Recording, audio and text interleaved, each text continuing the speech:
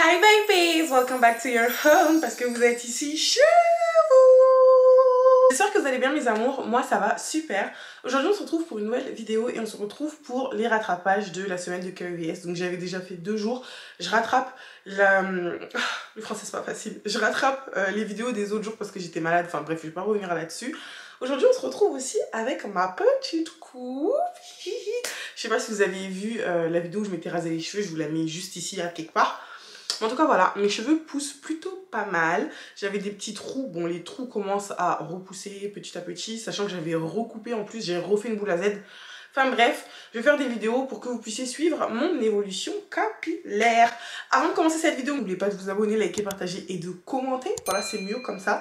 N'oubliez pas de vous abonner également à notre chaîne en commun avec Étienne. Pour ceux qui ne savent pas c'est qui Étienne, c'est mon copain. Je vais vous mettre également la chaîne en commun dans le petit i. On a sorti une nouvelle vidéo hier, donc n'hésitez pas à aller la voir. Et voilà, sans plus tarder, on va passer à la KEVS d'aujourd'hui. Alors la KEVS d'aujourd'hui, c'est celle de Juliana, 23 ans. Franchement, dans l'intro, j'étais assez joyeuse, sauf que là, en fait, c'est pas du tout une KEVS drôle. Genre vraiment pas du tout, c'est une histoire qui m'a dégoûtée carrément. Vous allez en savoir plus. Enfin bref, elle s'appelle Juliana, elle a 23 ans et elle habite en Île-de-France. Je vais essayer de parler plus lentement pour cette vidéo, parce que j'ai reçu plein de compliments comme quoi c'est bon, j'avais arrêté de parler comme une machine.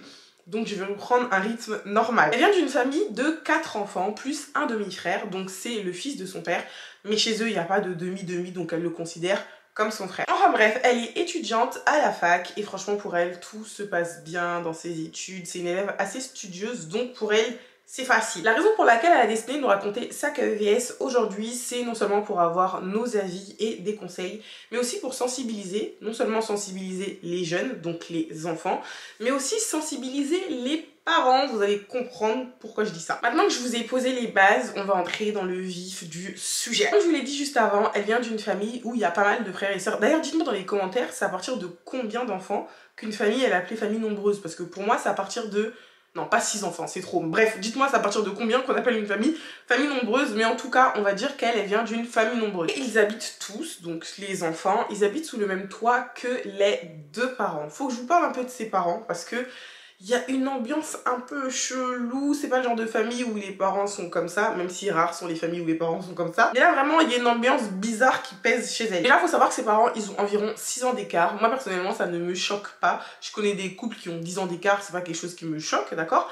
Mais ses parents ont 6 ans d'écart. Pas 6 ans d'écart où ils sont complices, 6 ans d'écart où ils sont bien. Non, 6 ans d'écart où déjà ils ne viennent pas du même milieu, donc ils viennent tous les deux de pays africains, ok? C'était pas nécessaire que je précise, mais vous allez savoir pourquoi je précise ça.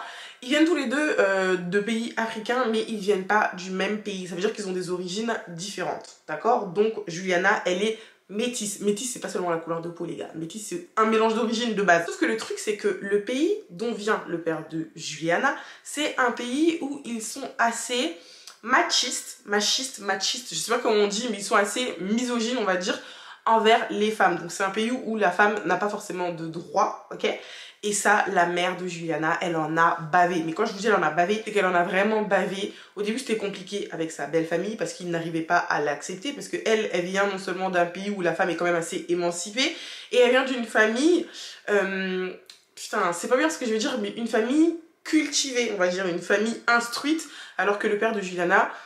Je mets des gros guillemets parce que ce que je dis c'est vraiment... Ah, mais on va dire qu'il vient du village. Voilà, c'est un monsieur, il vient du village. Lui, c'est pas de la femme, elle parle un. Et puis toi, tu te tais. Non, non, c'est l'homme prend ses décisions et la femme, elle a fait. Je sais pas si vous voyez un peu le délire. Donc sa mère, elle a vraiment eu du mal à s'intégrer auprès de sa belle famille. Il y a eu beaucoup d'embrouilles, carrément. Sa belle famille, elle était contre leur mariage. Enfin bref, c'était vraiment... chelou, mais elle a commencé à s'y faire petit à petit. Ils ont fait leurs enfants, ils ont déménagé en France parce qu'ils se sont pas connus en France et ils ont continué à vivre leur vie comme ça. Ce qui fait que du coup les enfants du couple, donc Juliana et ses frères et sœurs, ils sont plus proches du côté de famille maman que du côté de famille papa. Et ça j'ai remarqué, vraiment j'ai remarqué que c'est le cas dans la plupart des familles. Bon, pas toutes les familles, mais la plupart du temps on est plus proche du côté de famille maman que du côté de famille papa. Je sais pas pourquoi. Sauf que la façon dont la belle famille du coup de la mère de Juliana la traitait, donc la famille du côté de son papa, en fait au début quand elle était petite, elle ne voyait pas à quel point il y avait vraiment un problème.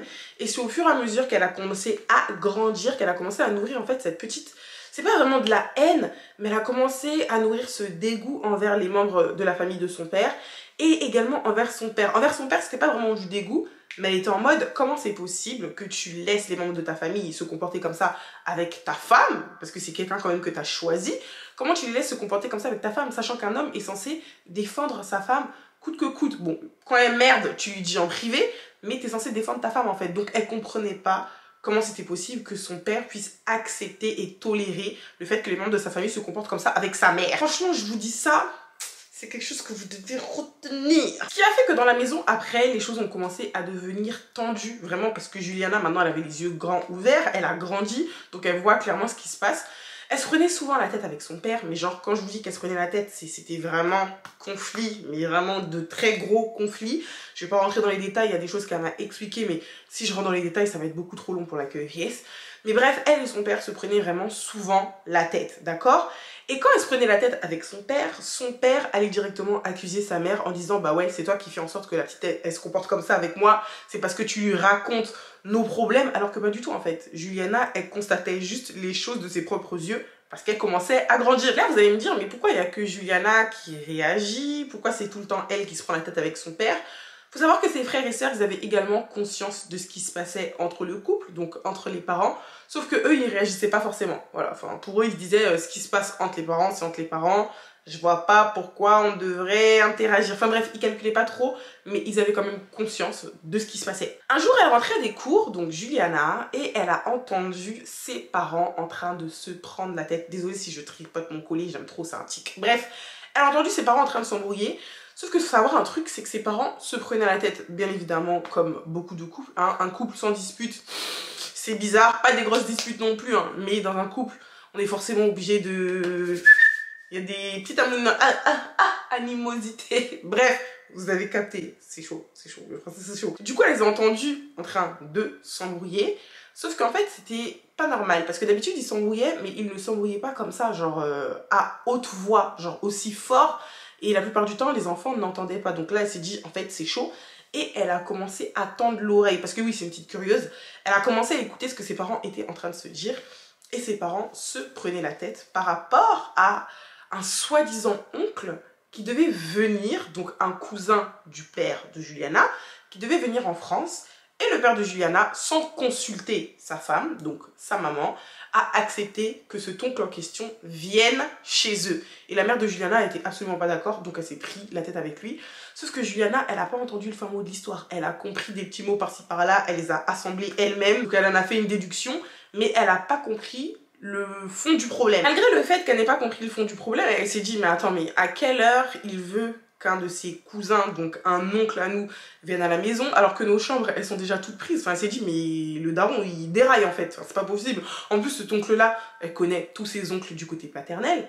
Il ne le connaissait pas. Et de ce que sa mère disait aussi, cet oncle-là, il ne le connaissait pas. Donc elle s'est dit, mais en fait, qu'est-ce qui lui arrive au daron là? Pourquoi il pète les plombs comme ça? Mais elle n'a pas calculé. De toute façon, il avait l'habitude de prendre des décisions sans sa mère. Elle s'est dit, ça va finir par s'arranger. Si seulement elle savait. C'est seulement un mois après qu'elle a vraiment compris que la discussion était sérieuse, d'accord? Elle a compris que leur oncle en question, donc le cousin de leur père, allait venir emménager chez eux pour seulement une durée de quelques mois. Je vous apprends comment elle a appris en fait. Son père, il les a appelés de la maison, hein, il les a appelés, ouais, venez au salon et tout, faut qu'on ait une discussion. Donc ils se sont tous assis avec ses frères et sœurs. Et de là, leur père a commencé à leur expliquer qu'un oncle à eux allait venir chez eux pour une courte durée parce que voilà, il fallait qu'il l'héberge et tout, il fallait qu'il l'aide. Et c'est comme ça. Donc Juliana, quand son père il a commencé à parler, elle a dit, mais enfin, elle a coupé directement, elle a dit, mais enfin, on n'a pas de chambre, il va dormir où? Il va dormir dans le salon, il va dormir dans la cuisine, enfin, elle a essayé de comprendre un peu qu'est-ce qui se passait à travers la tête de son père. Son père, il l'a bâché de ouf, il a dit, c'est pas ton problème. Je vous ai dit que entre les deux, déjà, c'était tendu. Le fait qu'elle le coupe et qu'elle pose cette question-là, il l'a pris un peu comme pour des foutaises, genre en mode c'est pas ta maison, c'est moi qui décide, donc ne t'occupe pas de ça. Quand elle a entendu ça, elle a regardé sa mère en mode mais maman réagis, enfin dis quelque chose, c'est pas possible. Sauf que sa mère n'a pas réagi. Je sais pas si vous vous souvenez au début de la QES, je vous ai dit qu'il venait pas du même milieu. Chez lui, la femme, elle s'écrase et c'est l'homme qui prend le dessus. Maintenant, vous comprenez pourquoi je disais ça. Maintenant, vous comprenez. C'est donc quelques jours plus tard que l'oncle en question, je mets bien des guillemets, des gros guillemets à oncle, voilà. C'est quelques jours plus tard que l'oncle en question est venu chez eux. Sauf que pour quelqu'un qui devait rester que un mois, le mec a été bien chargé. Genre vraiment il était chargé comme si ça allait devenir le nouveau colocataire de la baraque. Genre le mec il s'est pris dans Secret Story. Voilà, il a pris ses bagages, il voulait s'installer. Quand Juliana elle a vu ça, elle a regardé ses frères et sœurs. Je rigole, bref, j'arrête de rigoler. C'est pas drôle, en vrai de vrai c'est absolument pas drôle. Mais elle s'est regardée avec ses frères et sœurs, elle s'est dit mais wesh, enfin... c'est comment? Genre le poteau il vient pour habiter ici avec nous? Elle a pas trop compris le délire, elle était choquée mais elle s'est dit de toute façon c'est pas mon problème, c'est pas moi qui l'ai emmené ici, c'est les darons qui vont le gérer quoi qu'il arrive. Faut savoir qu'au fond d'elle, elle avait vraiment trop la rage, elle avait trop le seum mais elle s'est dit si je montre trop mon seum ça va encore être un motif de dispute avec mon père, donc elle s'est dit je me tais et vas-y tranquille. C'est seulement à ce moment-là qu'elle a vu où il allait dormir du coup. Faut savoir qu'il y a pas mal de chambres dans leur appartement, mais toutes les chambres étaient prises parce que c'est quand même une famille nombreuse, ok? Le mec, c'est... bon, l'oncle, je vais pas dire le mec, l'oncle en question s'est installé dans la chambre juste à côté de celle de Juliana. Donc c'est en quelque sorte la chambre des garçons. Et là, écoutez bien la suite de l'histoire parce que c'est au moment de l'emménagement de ce fameux oncle que la vie de Juliana a complètement été chamboulée. Genre vraiment sa vie, elle a été chamboulée à ce moment-là. Elle a vécu un enfer. Au début, la cohabitation, elle passait inaperçue. Voilà, le tonton, il restait dans son coin. Il parlait pas vraiment à qui que ce soit. Après, c'est passé au tonton gentil, donc qui rigolait avec les plus petits. Et il a très rapidement retourné sa veste. Genre vraiment, le mec, il s'est retourné carrément. Il a changé de visage et ça a commencé à devenir l'oncle qui s'impose, l'oncle qui fixe la façon dont il fonctionne, vraiment l'oncle un peu méchant, mais sans tout autant le montrer aux parents. Il montrait son vrai visage aux enfants. Quand il se comportait bizarrement avec les autres frères et sœurs de Juliana, donc les plus petits, bien évidemment ça remontait aux oreilles de la maman sans passer par les oreilles du daron, hein, parce que le papa de Juliana, il voulait rien savoir, c'est vraiment le genre de daron. Je l'ai pas dit au début, mais c'est un peu le papa strict. Genre, t'as pas le droit de lui dire quelque chose, sinon il va péter les plombs. Il n'y a que sa femme qui a le droit de lui parler. Et même quand sa femme, elle lui parle, ça part en dispute. Enfin bref, les enfants faisaient part de la situation à la mère de Juliana. Mais vu qu'elle aussi, en quelque sorte, elle avait peur du daron, bah elle ne réagissait pas. Et c'est comme ça que ça avançait. Au début, comme je vous l'ai dit, c'était avec les plus petits. Sauf que le mec, il a complètement pété les plombs et il a commencé à faire ces foutaises-là avec Juliana. Mais écoutez bien, parce que là, ce que je vous dis... il est passé vraiment à un step au-dessus. Avant de vous décrire la façon dont il se comportait avec Juliana, faut que je vous décrive Juliana physiquement. Genre vraiment, elle, ce genre de nana, Dieu, il lui a donné. Mais il lui a pas seulement donné, il l'a donné où il faut, là où il faut. Je pense qu'on se comprend. C'est une nana qui est vraiment plutôt bien formée, super belle, joli visage. Elle a tout qui est bien placé. Et ça, l'oncle, il l'avait vu. Ça veut dire qu'à chaque fois que Juliana se baladait dans la maison, en fait, elle se balade chez elle, donc elle a le droit de s'habiller comme elle veut. C'est chez ses parents. La plupart du temps, elle était en pagne ou en jogging, mais vu qu'elle a des formes, ça se voit. Et bah l'oncle ne se gênait pas pour la mater. Voilà, elle va passer par-ci, il va regarder ses fesses comme as. Elle va passer par là, il va regarder un peu ses seins et tout. Un oncle vraiment pervers et psychopathe. Et ça, Juliana, elle le voyait. Parce que quand quelqu'un te regarde, même quand t'as le dos tourné, tu sens que la personne, elle te regarde. À plus forte raison, quelqu'un qui te regarde sans scrupule. Genre, le mec, il s'en fout. Il te regarde, même si tu vois qu'il est en train... Bref, une dinguerie. Et elle, elle le regardait en mode, mais... Enfin, t'as pas honte? J'ai l'âge de ta fille. Enfin...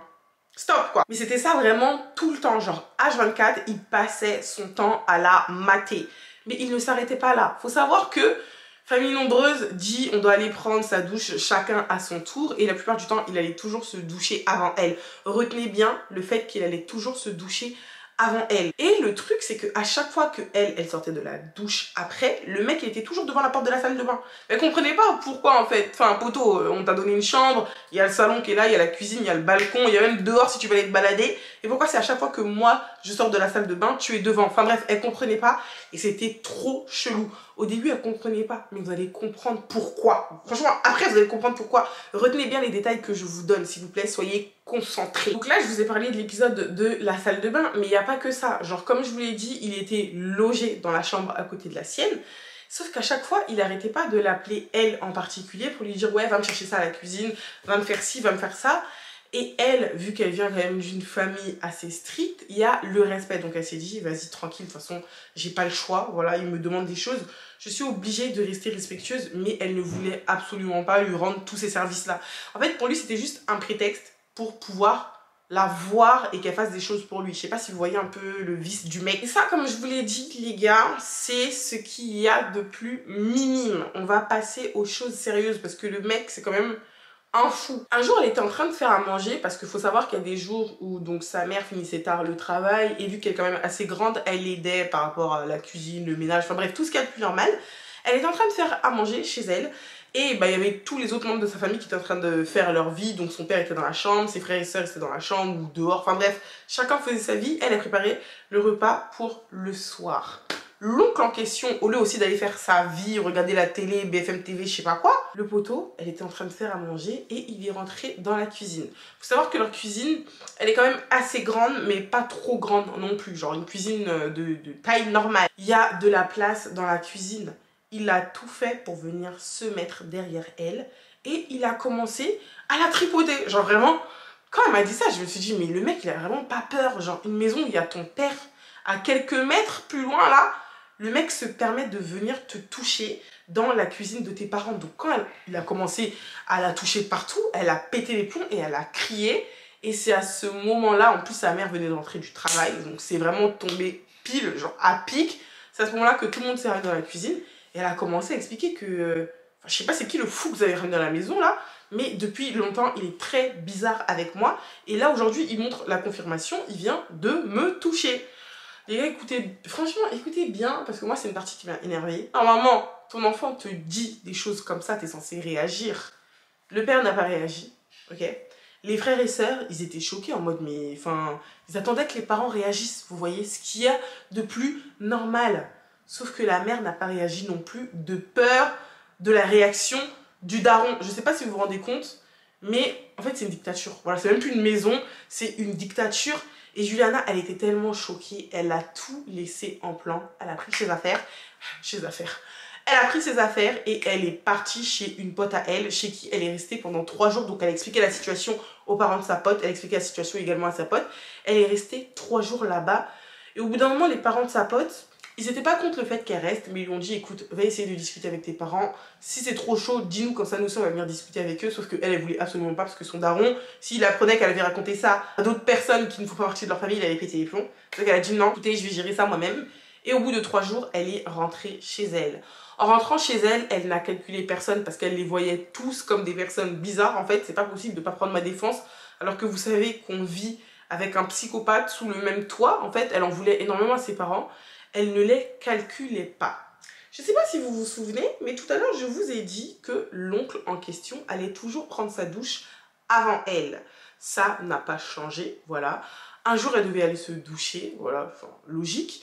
Le mec, il est sorti de la douche avant elle. Et au moment de rentrer dans la douche, bon, elle voit sa tronche, déjà, elle ne le calculait absolument pas. Genre vraiment, elle essayait de l'éviter dans la maison. Elle évitait tout contact avec lui. Elle ne le calculait plus du tout. Elle rentre dans la salle de bain. Chose logique, quand tu vas te doucher, tu te douches pas avec un col roulé, bien évidemment, t'enlèves tes fringues. Donc, elle enlève ses fringues, elle va dans la douche, et commence à du coup se savonner, prendre sa douche et tout, et elle entend un téléphone vibrer. Quand elle entend un téléphone vibrer, elle se dit, mais c'est bizarre, pourquoi est-ce que j'entends le téléphone aussi fort? Sachant que les murs de l'appartement ne sont pas aussi fins que ça, donc c'est pas normal que j'entende le téléphone vibrer. Bref, elle calcule pas, elle continue à se doucher. Au moment où elle tire le rideau de douche et elle veut descendre de la douche, donc nue, elle entend encore le téléphone vibrer. Donc elle commence à chercher, moi aussi ça m'est déjà arrivé d'entendre un téléphone vibrer pendant que je suis chez moi. Elle commence à chercher un peu partout où est-ce qu'il est, ce fameux téléphone. Et les gars, tenez-vous bien, elle est tombée sur le téléphone de l'oncle en question. Sauf que le téléphone, il était placé de telle sorte à pouvoir la filmer quand elle rentre et quand elle sort de la douche. Quand elle a vu ça, elle s'est dit, mais en fait, c'est la preuve pour que mes parents puissent réagir parce que là, ça va beaucoup trop loin. Elle était choquée. D'habitude, quand il se passe quelque chose comme ça, elle ne va pas confronter son père directement, sauf que là, elle est partie voir son père et lui a dit, mais en fait, c'est quoi le délire? Et quand elle est sortie de la salle de bain, il y avait qui devant la porte? Bien évidemment, vous savez déjà, il y avait l'oncle en question qui attendait. Et là, je sais pas si vous avez tilté, si vous avez capté. Désolée, je viens de postillonner. Je sais pas si vous avez capté. En fait, le mec, il attendait à chaque fois devant la porte de la douche pour pouvoir récupérer son téléphone. Et quand elle m'a dit ça, je me suis dit, mais c'est une dinguerie. Enfin bref, pour lui, elle allait sortir de la douche, il allait récupérer son téléphone. Sauf qu'elle avait cramé le délire. Donc elle est partie voir son père. Et elle s'est dit, ça y est, aujourd'hui, c'est aujourd'hui. Today is today, is the day. Il va capter en fait. Sauf que pas du tout. Pas du tout. Voilà, pas du tout. Son père n'a pas réagi. Et sa mère, en fait, c'était la goutte de trop. Elle a pété les plombs, elle a dit, mais c'est pas possible. Tu vois pas que t'es en train de mettre tes enfants en danger. Elle vient de te montrer la preuve, comme quoi le mec la filme pendant qu'elle est sous la douche. On parle pas d'un tonton qui a 21 ans, 22 ans. Non, on parle d'un gros daron avec un gros ventre qui a l'âge d'être son père. C'est vraiment dégueulasse. Sauf que son père n'a pas réagi. Mais pas qu'il n'a pas réagi dans le sens où il ferme les yeux. Il voyait très bien ce qui se passait.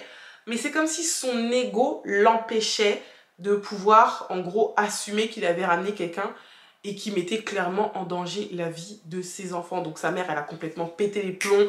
Ça a mis vraiment le feu à la baraque. Et Juliana, elle a repris ses affaires et elle est partie chez sa pote en question. Donc cette fois, elle a bien expliqué la situation aux parents de sa pote. Et ils lui ont dit, écoute, tu peux rester autant que tu veux. Parce qu'en plus, c'est un couple qui la connaissait depuis qu'elle était toute petite.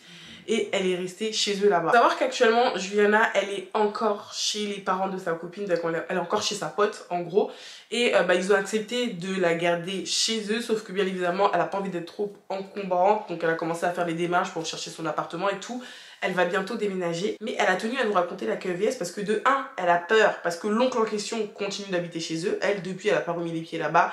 Elle voit sa mère et ses frères et sœurs de temps en temps. Mais elle se dit que les frères et sœurs sont encore là-bas. Donc elle a peur non seulement pour eux, mais elle voulait aussi avoir des conseils. Est-ce qu'elle a bien fait de prendre cette décision et de partir? Je pense qu'on a déjà tous la même réponse. Mais les gars, elle voulait aussi mettre en garde certains parents. Parce que parfois vous vous rendez pas compte, mais vous emmenez des personnes sous votre toit qui sont un danger pour vos enfants. Mais bref, ça je vais vous donner mon avis plus tard. Et elle voulait aussi sensibiliser certains enfants. Si vous arrive quelque chose comme ça, n'hésitez pas à en parler. Voilà la fin de sa QEVS. Dites-moi ce que vous en pensez dans les commentaires. Moi aussi, je vais vous donner mon avis juste après. Mais qu'est-ce que vous auriez fait à sa place? Comment est-ce que vous auriez réagi? Si vos parents auraient réagi comme ça à une situation aussi grave, est-ce que vous auriez pris la même décision qu'elle ou est-ce que vous auriez pété la baraque? Genre vraiment pété les plombs. Enfin bref, dites-moi ce que vous en pensez dans les commentaires. Moi, je vais vous donner mon avis. Alors pour moi, Juliana, elle a très bien fait de réagir comme ça. Je vous dis la vérité, j'aurais même réagi pire. Parce que je suis désolée, à partir du moment où je vous montre toutes les preuves et que vous vous comportez comme si de rien n'était, mais j'aurais mis le feu à la maison. Genre, j'aurais pété les plombs. Pour moi, le mec là, donc l'oncle en question là, c'est un grand malade. Et carrément, j'aurais même été allée jusqu'à porter plainte contre lui. Je sais même pas pourquoi elle l'a pas fait d'ailleurs. Chose que je lui ai conseillé. J'aurais porté plainte contre lui parce que c'est très très grave. Déjà, d'attoucher quelqu'un comme ça. Et la filmer comme ça avec son téléphone. Sachant qu'elle sait pas, parce qu'il n'a pas déverrouillé le téléphone, mais elle a même pas eu accès à toutes les photos et vidéos. Imaginez-vous ce qu'il a dû filmer, sachant que c'est pas la seule qu'il y avait dans cette maison. Il a potentiellement pu filmer ses frères et sœurs, parce qu'on sait pas, pour un mec qui est comme ça, il est un peu zinzin, donc à tout moment il a filmé tout le monde dans la baraque. Donc déjà, ça c'est chelou. Moi, je serais allée beaucoup plus loin. Par rapport à ça, j'ai rien d'autre à dire. Mais là, j'ai vraiment un mot pour les parents, que ce soit par rapport aux parents de Juliana ou les parents qui mettent leurs enfants dans ce genre de situation. Déjà, les parents de Juliana, pour moi, ils sont super inconscients. À la fin, c'est vrai que sa maman, elle a pété les plombs et pour moi, elle aurait dû réagir bien avant, d'accord? Certes, elle avait peur des répercussions du daron, mais pour moi, elle aurait dû réagir bien avant.